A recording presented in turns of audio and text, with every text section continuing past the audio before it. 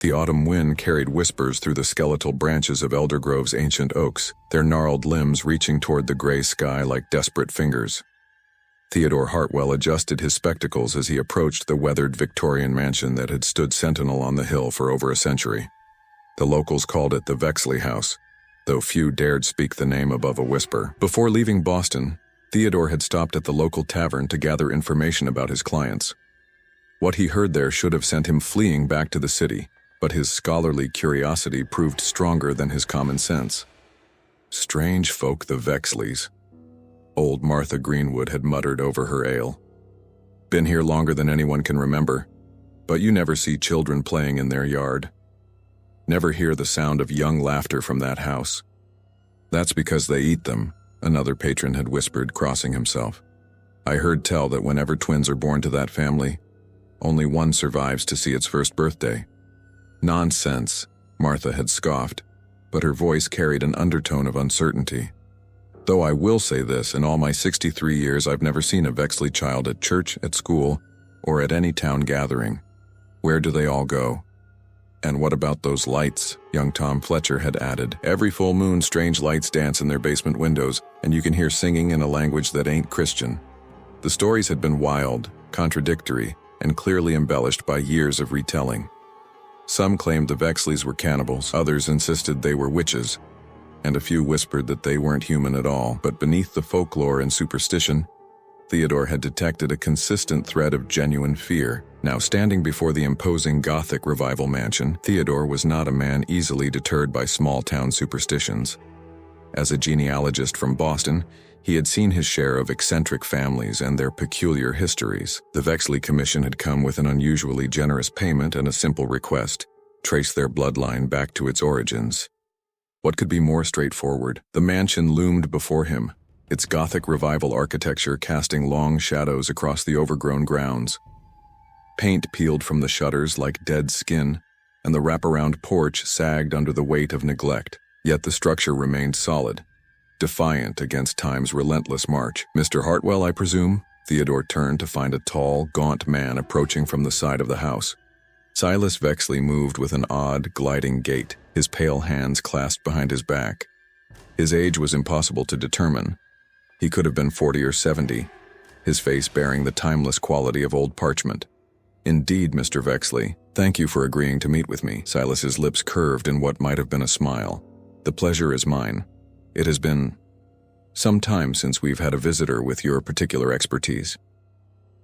They entered through the front door, which opened with a prolonged creak that seemed to echo through the very bones of the house. The interior was a study in faded grandeur, rich mahogany paneling, ornate wallpaper dulled by age, and portraits whose subjects seemed to watch with knowing eyes. I must confess, Theodore said, pulling out his leather satchel, I've found remarkably little documentation about your family in the town records. No birth certificates, marriage licenses, or death records dating back more than a generation. We've always been private people, Silas replied, leading him into a spacious library. Dust motes danced in the filtered sunlight streaming through tall windows. My ancestors preferred to keep their affairs to themselves. Theodore nodded, though something in the man's tone made him uncomfortable. Well, surely you have family documents, Bibles, letters, anything that might help establish a clear lineage. Silas gestured to a massive desk near the window. I've gathered what I could find. Please make yourself comfortable. I'll have my wife prepare some tea. Left alone, Theodore began examining the scattered documents. Most were in Latin, which he found curious but not unprecedented among educated families. Birth records, marriage certificates, property deeds, all seemed in order, though something felt off. As he worked, Theodore became aware of a peculiar sound, a soft scratching like fingernails on wood coming from within the walls. When he paused to listen, it stopped. When he resumed his work, it began again. Mice, he muttered to himself, though the sound seemed too rhythmic, too deliberate. Hours passed as Theodore meticulously transcribed names and dates. The Vexley lineage stretched back to the early 1700s, with the family tree branching in predictable patterns. Yet as he worked, he noticed something troubling. There were gaps, inconsistencies in the dates that made no sense. Finding everything satisfactory, Theodore startled. Silas had returned, carrying a silver tea service. Beside him walked a woman Theodore assumed was Mrs. Vexley, though she hadn't been introduced. She was as pale as her husband, with dark hair pulled severely back and eyes that seemed to hold depths of shadow. "Actually, I'm having some difficulty with the chronology," Theodore admitted, accepting a cup of tea. "Some of these death dates appear to precede the birth dates. It must be a transcription error." The woman, Mrs. Vexley, exchanged a glance with her husband. "Perhaps you've been working too long," she said, her voice carrying a slight accent Theodore couldn't place. "The mind can play tricks when exhausted." "No, I'm quite certain." Theodore retrieved his notes, but as he looked at them, confusion washed over him. The dates appeared correct now, perfectly aligned. I could have sworn. "The house has a way of affecting visitors," Silas said softly. "The age, the atmosphere. Perhaps you should rest for the evening. We have a guest room prepared." As if summoned by his words, a young woman appeared in the doorway. She was strikingly beautiful, with the same pale complexion as the others, but her eyes held a wildness that made Theodore's pulse quicken. "This is my daughter Evangeline," Silas said. "She'll show you to your room." Theodore followed Evangeline up a grand staircase, his footsteps muffled by a Persian runner. The walls were lined with portraits of Vexley ancestors, their painted eyes seeming to track his movement. One portrait in particular caught his attention, a stern-faced patriarch with a brass nameplate reading, "Ezekiel Vexley, 1723-1801. "That's the founder of our line," Evangeline said, noticing his interest. "They say he made a bargain to ensure our family's survival." "What sort of bargain?" She smiled, but it didn't reach her eyes. "The kind that binds blood to blood, generation to generation. Here's your room." The guest room was comfortable enough, though the floorboards creaked ominously with each step. As Theodore prepared for bed, he heard it again. The scratching within the walls, more insistent now. He pressed his ear to the paneling, listening. Scratch, scratch, scratch. 3 deliberate sounds, then silence. Then again. Scratch, scratch, scratch. "Hello?" he called softly. "Is someone there?" The scratching stopped immediately. Theodore spent a restless night, disturbed by strange dreams of empty cribs and children's laughter echoing from nowhere. When he woke, pale morning light filtered through heavy curtains, and he found a note slipped under his door. "The portrait in the hall holds more than paint and canvas. Look behind the frame where shadows dance. A friend." Theodore descended to the library with renewed purpose, though he couldn't shake the feeling that he was being watched. The house seemed different in daylight, more oppressive, as if the very walls were closing in. His host family was nowhere to be seen, leaving him to continue his work in solitude. The mysterious note burned in his pocket. As he passed the portrait of Ezekiel Vexley, he paused. The painting was larger than he'd initially noticed, set in an ornate frame that seemed too heavy for the wall. Acting on impulse, Theodore glanced around to ensure he was alone, then carefully tilted the frame. Behind it, tucked into a carved recess in the wall, was a leather-bound journal wrapped in oiled cloth. His hands trembled as he retrieved it, his scholarly instincts warring with a growing sense of dread. The journal was filled with meticulous handwriting and faded ink. The first entry was dated 1723. "The pact is sealed. The silence that calls has accepted our offering. Our line shall endure, but the price, God forgive me, the price is beyond comprehension. We must choose. One for the light, one for the darkness. The twins born to our blood shall never both walk in the sun." Theodore's blood ran cold. Twins. The entry continued. "Young Ezekiel the younger has been chosen for the light, his brother. His brother belongs to the darkness now. The silence whispers to us through the walls, reminding us that he is still among us, still part of the family. We must not speak of him, must not acknowledge his absence, for he is not truly gone." Page after page revealed the horrifying truth. For over a century, whenever twins were born to the Vexley line, one was given to the silence that calls, taken to the basement where they disappeared. Yet according to the journal, they never truly left. The chosen ones speak to us through the wood and stone. They scratch messages of love and longing, reminding us that sacrifice binds us together.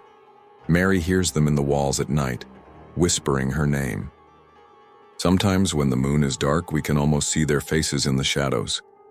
Theodore's hands shook as he read entry after entry, each generation documenting the same horrifying ritual. The scratching in the walls wasn't mice, it was the chosen ones, the children given to the darkness trying to communicate with the living. "I see you found our family's true history." Theodore spun around to find Silas standing in the doorway, his expression eerily calm.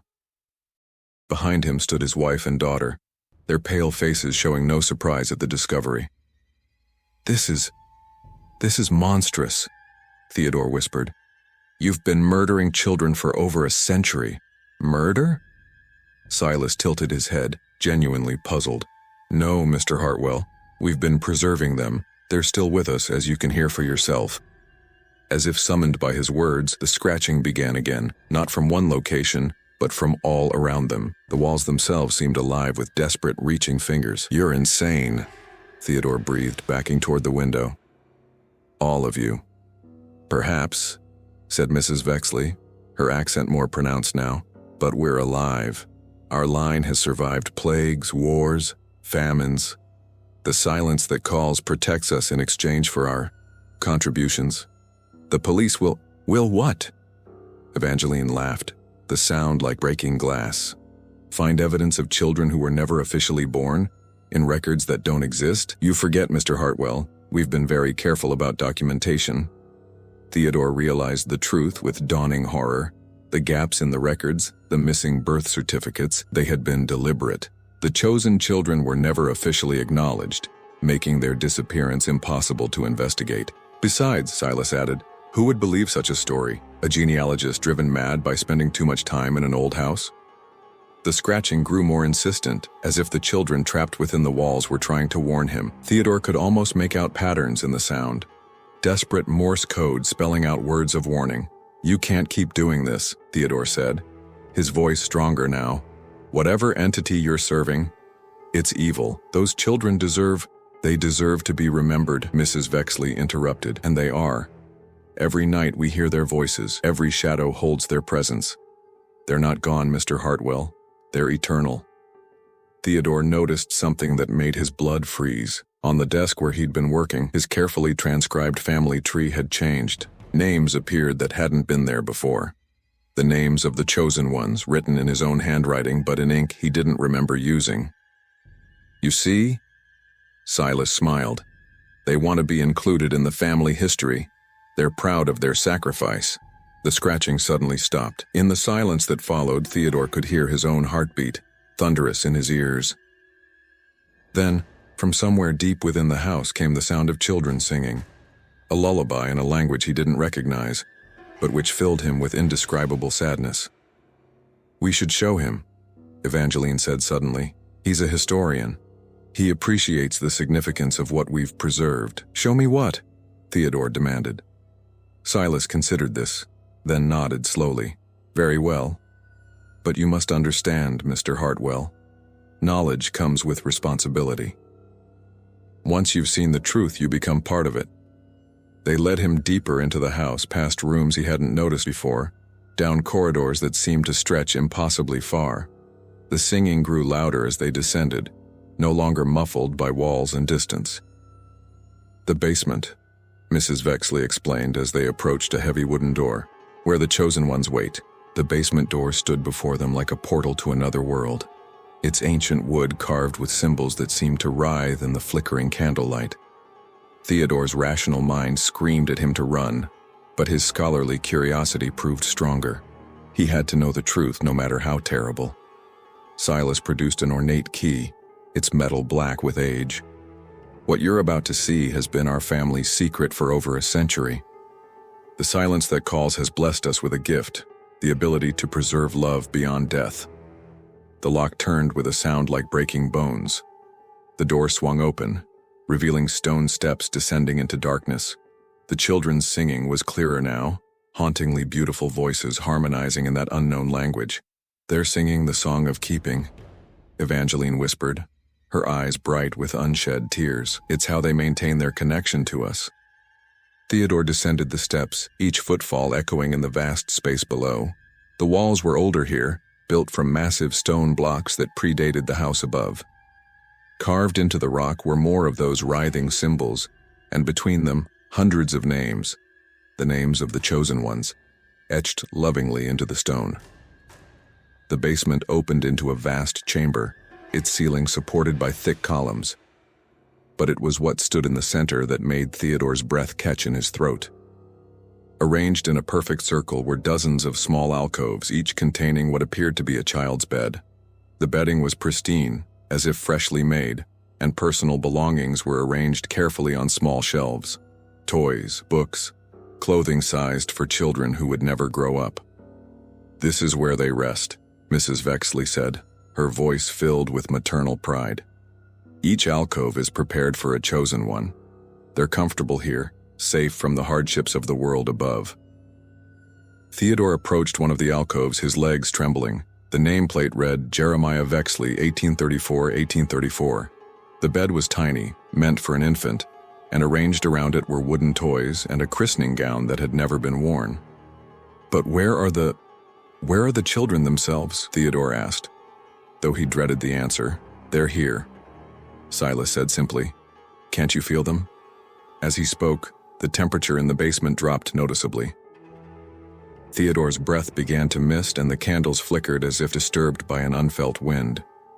The singing continued, but now he could see the singers. They materialized slowly, like photographs developing in a dark room.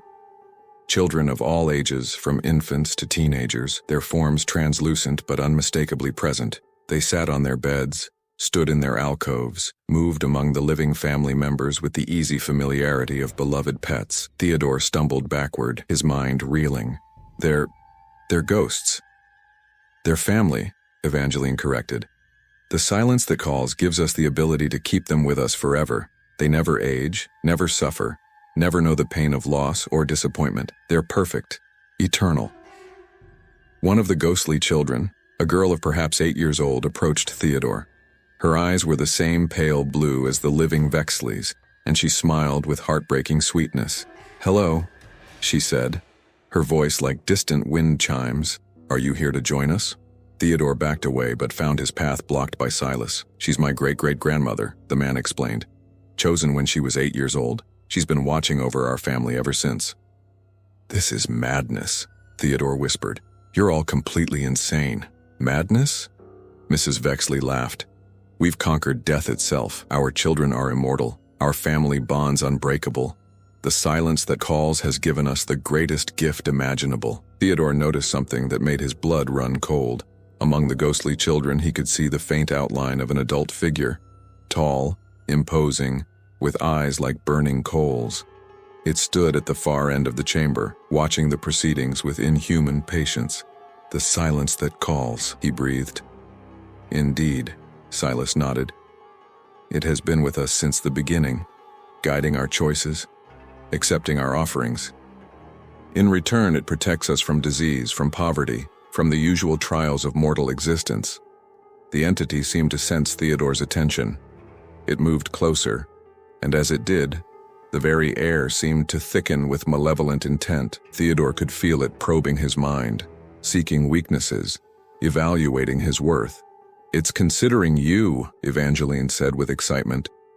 "The silence rarely takes an interest in outsiders, but you're different. You understand the importance of preserving history, of keeping the past alive. I understand that you're all monsters," Theodore replied, his voice shaking.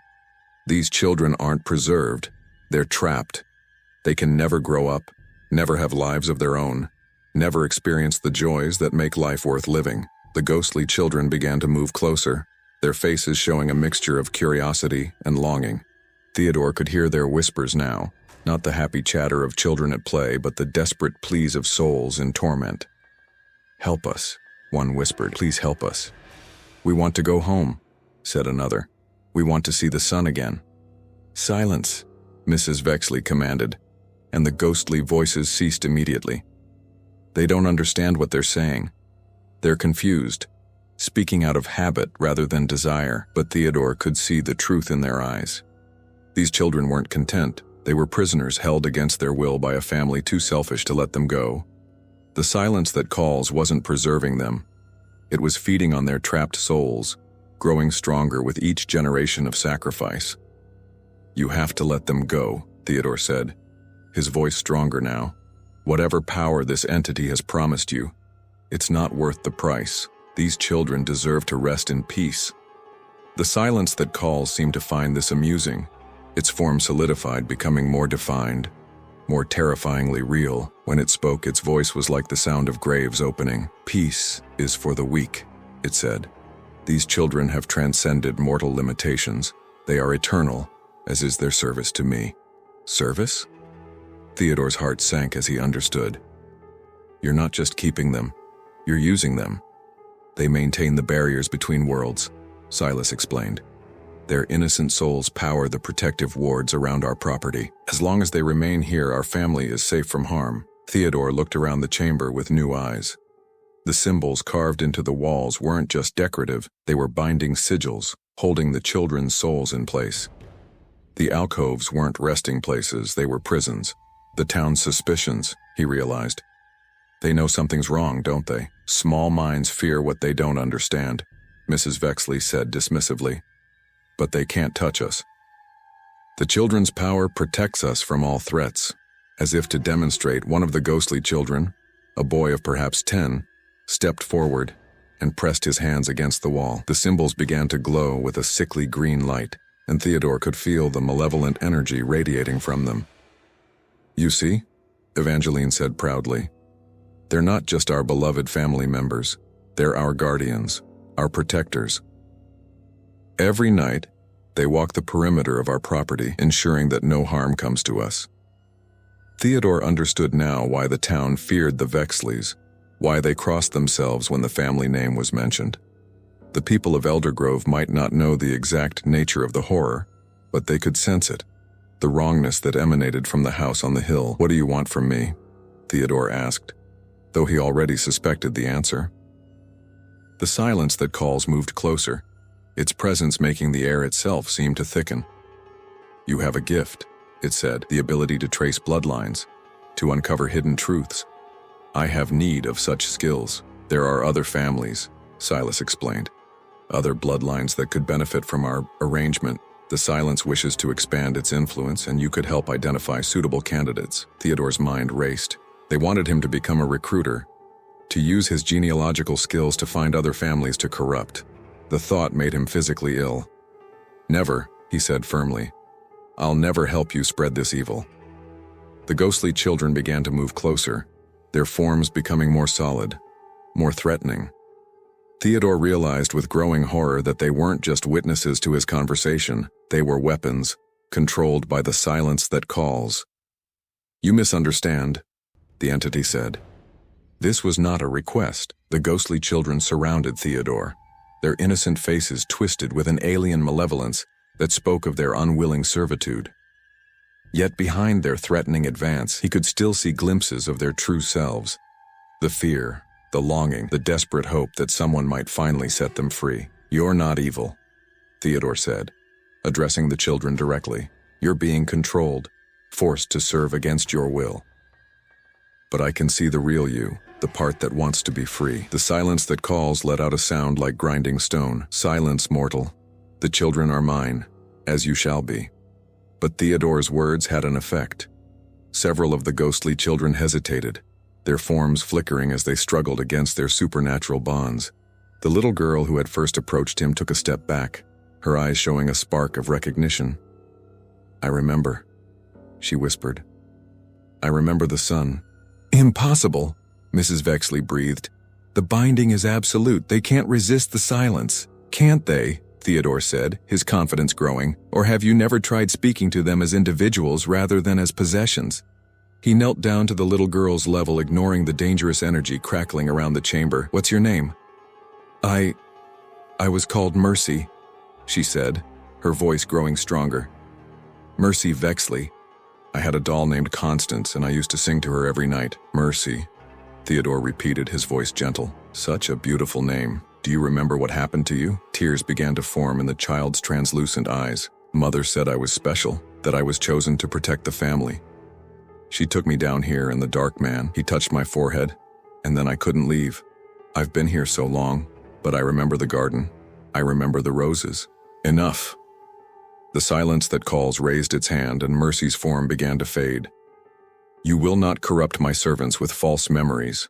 They're not false, Theodore said, rising to his full height. They're the truth you've been trying to erase. These children had lives, dreams, families who loved them. You've stolen all of that. Other ghostly children began to step forward, their own memories awakening. A boy of perhaps 12 spoke up.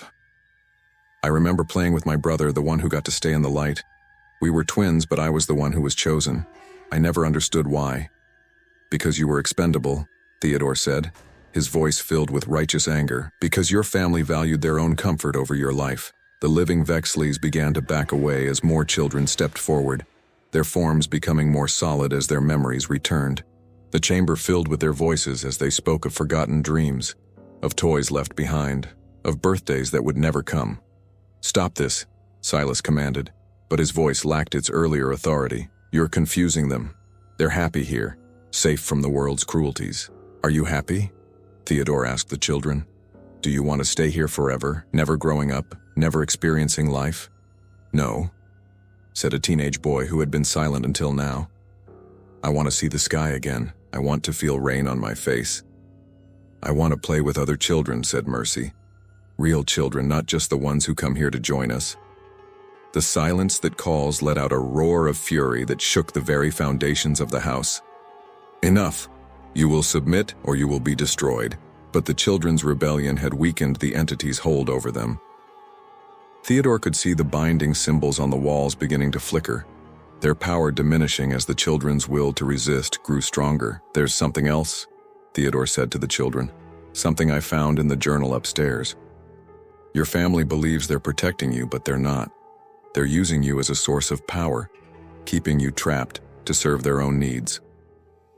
The ghostly children turned to look at their living relatives, and Theodore could see the moment when understanding dawned. The love and protection they had been promised was actually exploitation, their eternal servitude disguised as eternal care. You lied to us, Mercy said, her voice carrying a new hardness. You said we were chosen because we were special, but you chose us because we were convenient. That's not true, Evangeline protested, but her voice lacked conviction. We love you. We've always loved you. Everything we've done has been to keep you safe. Safe from what? The teenage boy demanded. From growing up? From falling in love? From having children of our own?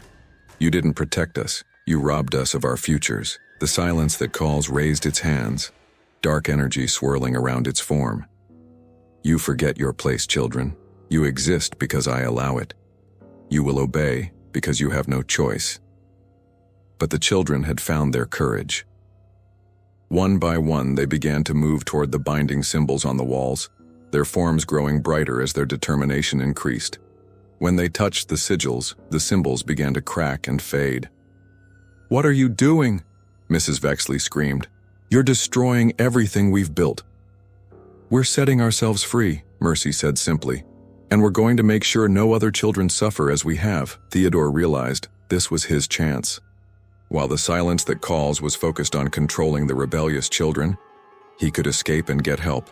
But as he turned toward the stairs, he found his path blocked by Silas. You're not leaving, the man said, his eyes now completely black. The silence has marked you. You belong to it now. Theodore could feel the entity's influence trying to worm its way into his mind, seeking to control him, as it had controlled the children. But his knowledge of the truth, his understanding of what was really happening gave him strength to resist. I don't belong to anyone, he said firmly, and neither do these children. He lunged forward, surprising Silas with his sudden movement. The two men grappled on the stone floor while around them, the ghostly children continued their assault on the binding symbols. Each symbol they destroyed weakened the silence's hold over them, but it also weakened the barriers that kept the entity trapped in the basement. You fool! Silas gasped as they struggled. If you free them, you'll free the silence as well. It will spread beyond this house, corrupt other families, claim other children. Theodore hesitated. Was he making things worse? But then he heard Mercy's voice, clear and strong. The silence is already spreading. It sends the family out to find new victims, new bloodlines to corrupt. If we don't stop it here, it will never stop. With renewed determination, Theodore broke free from Silas's grip and ran for the stairs. Behind him, he could hear the sound of stone cracking as more binding symbols were destroyed. The silence that calls let out another roar of fury, but this time, there was something else in its voice. Fear. "You cannot escape me," it called after Theodore. "I know your scent now, your soul's signature. I will find you wherever you go." Theodore didn't stop to answer. He raced up the stairs, through the house, and out into the blessed daylight. But as he reached his carriage, he realized that running away wouldn't solve anything. The silence would continue to claim victims and the children would remain trapped. He had to find help, but who would believe such an incredible story? The local authorities would think him mad, and the church would likely dismiss his claims as fantasy. Yet he had to try.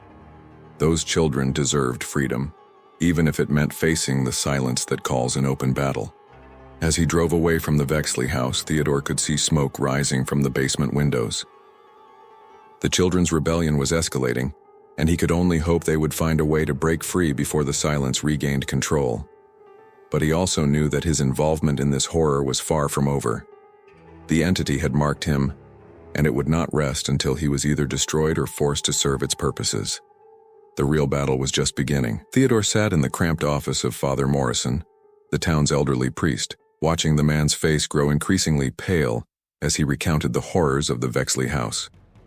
The carved wooden crucifix on the wall seemed to offer little comfort in the face of such overwhelming evil. "And you're certain of what you saw?" Father Morrison asked, his weathered hands trembling slightly as he poured himself a generous measure of whiskey. "Ghostly children? A demonic entity? A family that's been practicing human sacrifice for over a century?" "I have the journal," Theodore replied, placing the leather-bound book on the desk. "Everything is documented in their own words. The pact with the silence that calls, the selection of children for sacrifice, the binding rituals, it's all there." Father Morrison opened the journal with obvious reluctance, his lips moving silently as he read.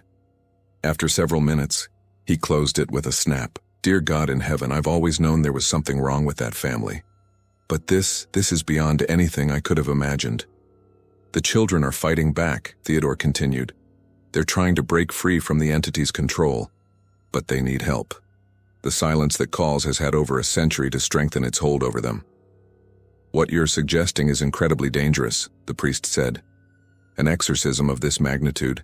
I've never attempted anything like it." "The church has procedures, protocols that must be followed." "We don't have time for protocols," Theodore said urgently. "Every day those children remain trapped, the silence grows stronger, and it's already begun reaching out to other families, other bloodlines. This has to end now." Father Morrison stood and walked to the window, gazing up at the Vexley house on the hill. Even from this distance, they could see the unnatural darkness that seemed to surround the property, as if the very air was tainted by the evil within. "There are others in town who suspect the truth," he said slowly. "Families who have lost children over the years. Children who disappeared without a trace near the Vexley property. If we could gather them together, create a united front, the power of collective faith," Theodore said, understanding. "The silence feeds on isolation, on fear and secrecy, but if the whole community stood against it..." Their planning was interrupted by a frantic knocking at the door. A young woman burst in, her face streaked with tears and her clothes disheveled from running. "Father Morrison, you have to help me," she gasped. "It's my daughter, Emma. She's gone missing, and I saw strange lights coming from the Vexley house last night." Theodore's blood ran cold. "How old is your daughter?" "7, the woman replied. "She's only 7 years old. Please, I'll do anything to get her back." Theodore and Father Morrison exchanged grim looks. The silence that calls was making its move, claiming a new victim to replace the children who were rebelling against its control. "Mrs. Holloway," Father Morrison said gently, "there's something you need to know about the Vexley family, something that will be difficult to believe, but which may be the key to saving your daughter." Within hours, word had spread throughout Eldergrove. The missing children, the strange lights, the unnatural phenomena surrounding the Vexley house. It all began to make sense to the townspeople who had lived in fear for so long. By sunset, nearly 50 people had gathered at the church, armed with lanterns, crosses, and whatever weapons they could find. "Remember," Father Morrison addressed the crowd. We're not just fighting the Vexley family. We're fighting something ancient and evil, something that feeds on fear and despair. But we have something it doesn't understand: the power of community, of people united in purpose. As darkness fell, the crowd made their way up the hill toward the Vexley house. Theodore could see ghostly figures moving behind the windows, and he knew the children were still fighting their own battle within. But he could also see the unnatural shadows that seemed to writhe around the property, suggesting that the silence that calls was preparing for their arrival. The front door stood open, as if inviting them in. But Theodore knew it was a trap. The entity wanted them inside where it could separate them, pick them off one by one. "We stay together," he called out. "No matter what happens, we don't let it divide us." They entered the house as a group, their lanterns casting dancing shadows on the walls. The portraits seemed to watch them with malevolent eyes, and Theodore could hear,